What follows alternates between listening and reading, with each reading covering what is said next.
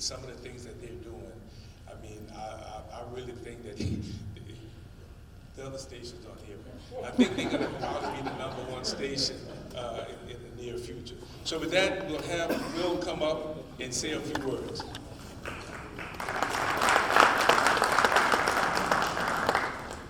I want to thank you very much for having me out here. Again, I'm Will Herron with News 15, the sports director.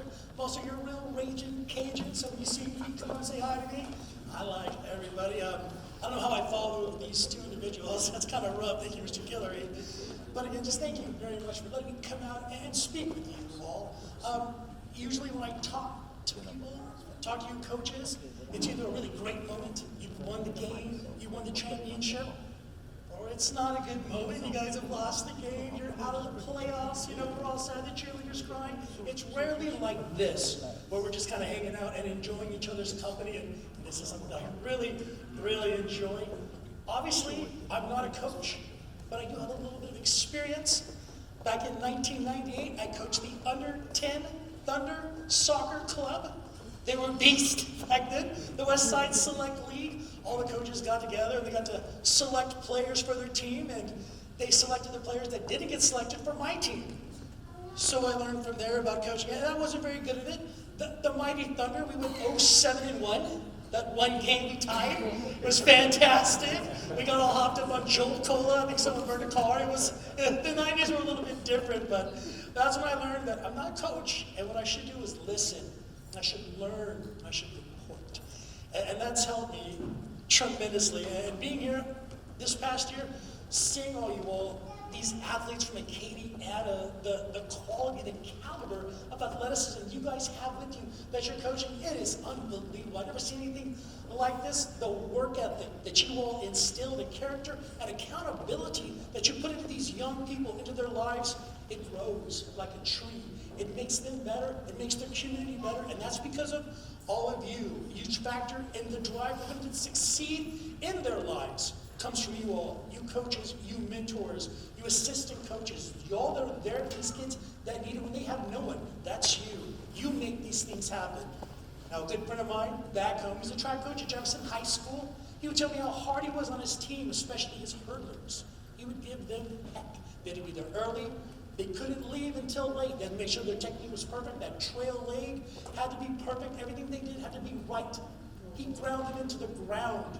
But they were good. They were some of the best in the Southwest, the best athletes that you'd never seen coming out of El Paso, believe it or not. He was telling me one day, it wasn't the rewards he'd get from the field, from the track. He was in his class, it was about the end of the day, he's trying to get out of there.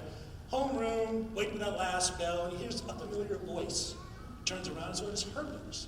Very surprised to see her. She comes in, they chat a little bit, finds out how she's doing. She's fantastic, has a wonderful family, children, a wonderful husband, good job. She turned out to be a doctor.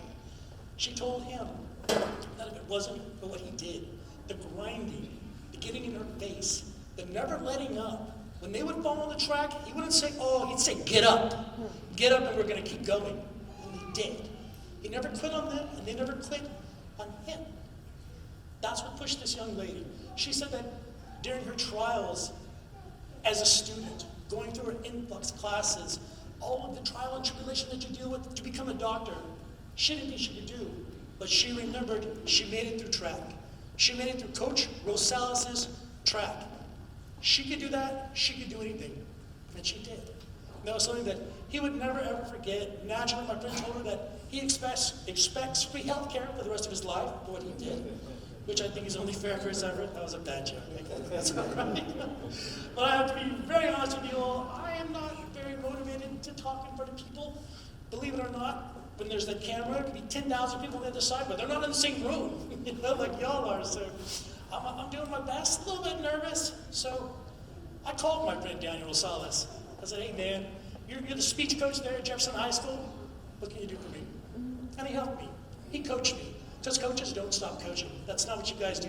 You're always there. You're always there for your students or athletes. You turn them into young men and to young ladies. These trophies are not enough. You deserve much more. I'm just honored and lucky to say thank you. And I appreciate what you do. And please, please don't stop.